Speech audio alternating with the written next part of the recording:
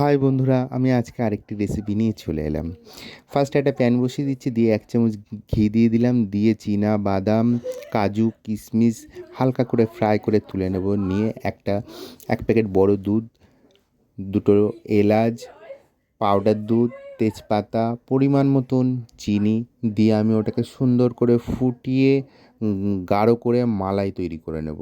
তারপরে আমি একটা বাটিতে দেখুন আমি লাচ্ছাটাকে দিয়ে কাজু, কিশমিশ, 1 চামচ মধু দিয়ে সাজিয়ে নিচ্ছি। দিয়ে আবার একটা লাচ্ছা ওর উপরে দিয়ে দিচ্ছি, দিয়ে কাজু, কিশমিশ দিয়ে মধু দিয়ে 1 চামচ মধু দিয়ে সাজিয়ে নিলাম সেম একই প্রসেসে। তারপরে আমি মালাইটাকে ওর উপরে ঢেলে দেবো। দিয়ে দেখুন আমার রেসিপিটা তৈরি হয়ে গেছে।